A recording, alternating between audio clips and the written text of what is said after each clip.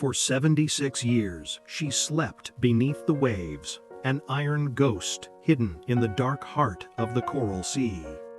The USS Lexington, pride of the U.S. Navy and symbol of America's daring innovation, had vanished after one of the most pivotal battles of World War II. Her name became a whisper among sailors, her story blurred by time and rumor.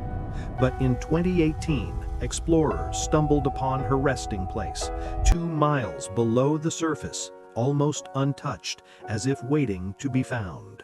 They called her Lady Lex, a ship born not from war, but from peace itself. Forged in an era of treaties meant to limit destruction, she was reborn as an experiment, part battleship, part dream. Yet destiny would hurl her into fire, testing not just her steel, but the resolve of every man who sailed her. In 1922, the great powers of the world gathered in Washington, D.C., determined to end the escalating naval arms race. The United States, forced by treaty to halt construction of several battle cruisers, faced a dilemma. Tons of steel already laid, designs half complete, and dreams of dominance hanging in limbo. But out of this pause in war-making came something revolutionary. The unfinished hull of Lexington was not scrapped, it was reborn. Instead of massive gun turrets and thick armor, she would carry the power of the sky. Her flight deck stretched nearly 3 football fields long, an enormous wooden runway ready to launch nearly 100 aircraft into the clouds. For the first time, America envisioned a ship that would not fight broadside, but from above. To the sailors who built and served on her, she became Lady Lex, part legend, part laboratory. Her gleaming hull reflected a new idea of warfare: mobility, speed, and reach. Deep within her heart, a marvel pulsed. A turbo-electric drive generating 180,000 horsepower, the first of its kind in an American carrier. She could outpace any vessel afloat, her engines humming like a symphony of innovation. The Lexington was no longer just a warship. She was proof that even in times of peace, ingenuity could shape the weapons of the future. By the late 1920s, Lexington had become more than a warship. She was a floating laboratory for the future of naval aviation. Her decks echoed not with the thunder of guns, but with the rhythm of innovation.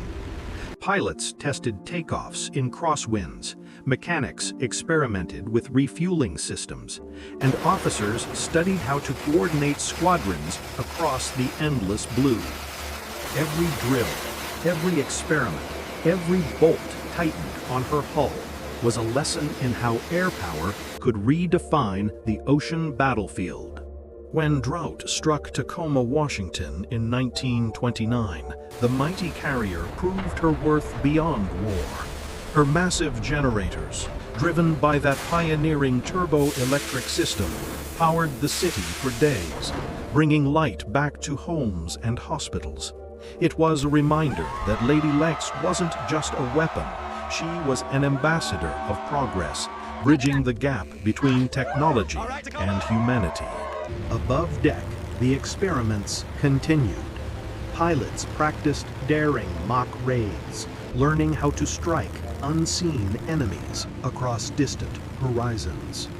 These exercises would lay the foundation for the modern doctrine of carrier warfare, where victory was decided not by the biggest guns, but who commanded the skies. Her sailors learned to live between the elements, the weight of steel below, and the fragile promise of flight above. Every rivet, every hatch, every corridor whispered of invention.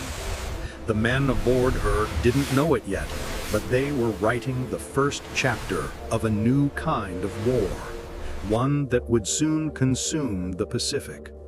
The Lexington's design was never meant for the coming conflict, yet her spirit embodied the American faith in adaptation and resilience. She was proof that courage could be built, tested, and launched, not just from steel, but from imagination. By early 1942, the calm that once surrounded Lady Lex was gone.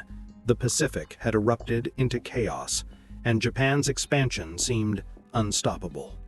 Their next target was Port Moresby, a vital foothold that guarded the doorway to Australia. If it fell, supply lines would be severed, and the southern Pacific laid bare. Every mile of ocean between the Coral Sea and the Australian coast became a line drawn in desperation.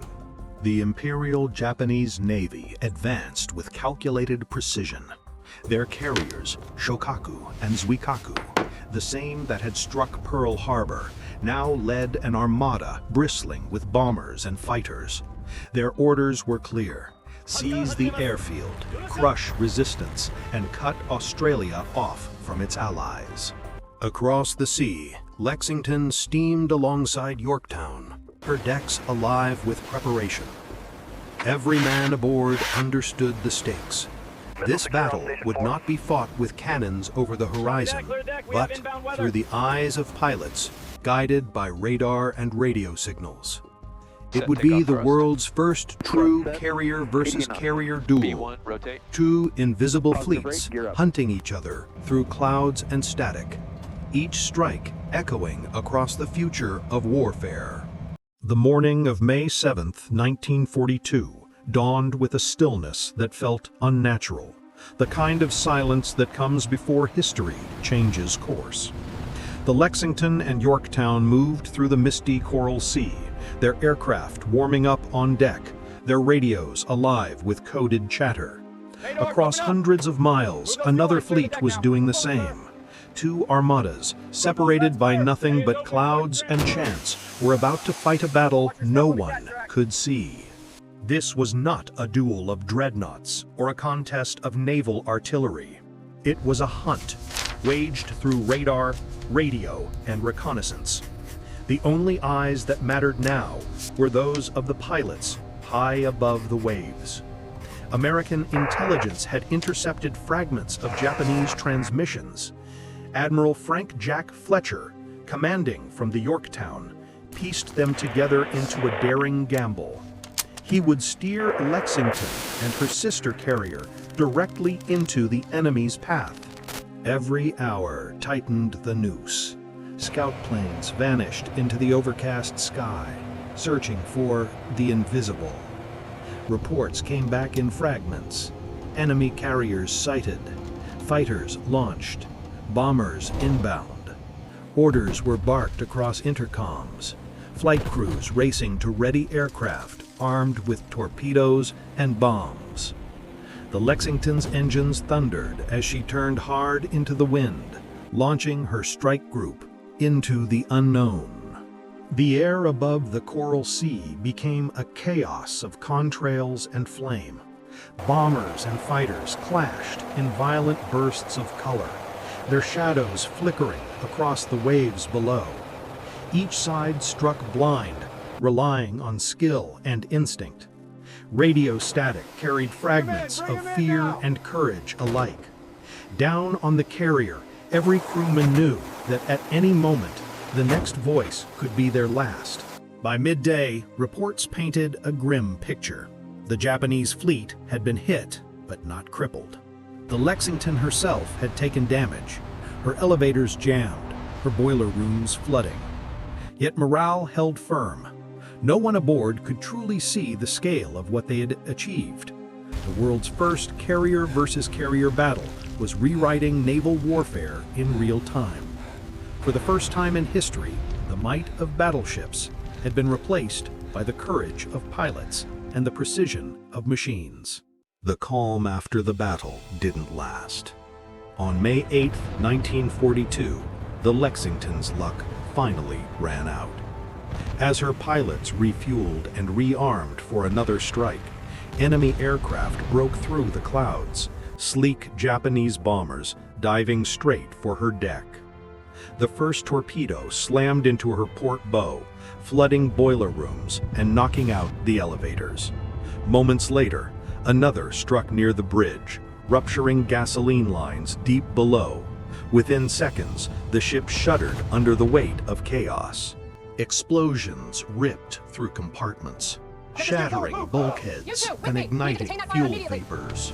Firefighters dragged hoses through smoke-filled corridors, their boots splashing through knee-deep water. But every new blast pushed them farther back. The hangar, still packed with armed aircraft, became a death trap. Gasoline vapors seeped through the decks until at 12:47 p.m., a muffled blast erupted beneath the forward elevator. The explosion tore steel apart, plunging the hangar into darkness. Water pressure failed, hoses sputtered, and pumps went silent. The once mighty Lady Lex was now a furnace adrift, her systems crippled and her heart breaking apart from within. Still, her crew refused to yield. Even as the decks buckled and fires raged unchecked, they fought to save her, because to them, she was more than steel. She was home. By mid-afternoon, the battle for Lady Lex's survival was over. Her engines were silent, her decks twisted and burning, yet her crew still refused to abandon her. Captain Frederick Sherman stood on the bridge, face streaked with soot, watching the Inferno consume the ship he loved. He gave the hardest order any commander could give: abandon ship. But even then, he waited, combing every corridor, making sure no man was left behind. Below decks, machinist Donald Rice moved through the choking darkness. With his hands torn and lungs burning, he hauled blinded shipmates from flooded compartments again and again, refusing rescue until others were safe. Around him, explosions echoed like thunder in a collapsing cathedral, yet he pressed on, driven by something stronger than fear. More than 2,700 sailors and Marines escaped the Inferno that day, each one owing his life to the courage of men like Sherman and Rice. But 216 never made it out. As lifeboats drifted across an oil-slick sea, survivors watched their ship burn against the horizon. The only home many had ever known was slipping beneath the waves, taking with it the heartbeat of a generation that refused to surrender, even when the sea demanded everything. 76 years later, the sea finally gave up its secret. On March 4, 2018, the research vessel Petrel, funded by Microsoft co-founder Paul Allen, began scanning the depths of the Coral Sea. Guided by battle maps, drift models, and decades of unanswered questions, the team sent its sonar sweeping through darkness 2 miles below. Then, a faint outline appeared on their monitors, too large, too deliberate to be chance. They had found Lady Lex. The ROV descended through blackness, its cameras revealing ghostly silhouettes. Aircraft still marked with U.S. insignia. Gun turrets frozen in silent watch. The Lexington lay nearly untouched, preserved by time and pressure, as if waiting for someone to remember her story. When news of Lexington's discovery broke, it swept across oceans and generations. For many, it wasn't just the story of a ship found. It was the homecoming of loved ones lost to history. In living rooms across America, families who had grown up with only black and white photos and folded flags finally saw what had become of the vessel their fathers and grandfathers once served on. Among those who spoke was Admiral Harry Harris, the son of a Lexington survivor. His voice, calm but trembling with pride, thanked Paul Allen's team for bringing closure to thousands. The rediscovery, he said, was more than a triumph of technology. It was an act of remembrance. Phone calls were made, old shipmates reunited. The past, once distant and abstract, became something tangible again, etched not just in archives, but in the hearts of those who had waited decades for answers. Across veteran halls and family gatherings, a quiet understanding settled in. The Lady Lex had come home at last. The rediscovery of Lady Lex did more than complete a chapter of naval history. It gave voice to silence. The Battle of the Coral Sea, once remembered only in strategy maps and casualty lists, now lived again through her steel bones, resting quietly beneath the waves. That battle marked the first carrier versus carrier conflict in history and halted Japan's push toward Australia. It changed the course of the Pacific War, proving that courage and innovation could turn the tide even when the odds seemed hopeless. Today, the USS Lexington endures not as a ruin, but as a monument to resilience.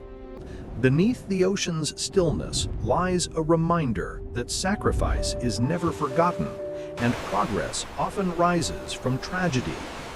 Her story teaches us that legacy isn't built in moments of victory. It's forged in the will to stand firm when everything is falling apart. The Lexington reminds us that strength isn't about never sinking. It's about refusing to disappear. Every setback, every loss carries the seed of renewal if we have the courage to look deeper. History's heroes live on not because they survived, but because they gave meaning to what they endured. So, if this story moved you, take a moment to share what resilience means to you in the comments. And if you believe stories like this deserve to be remembered, subscribe and join us, because some legacies, like Lady Lex, should never be lost again.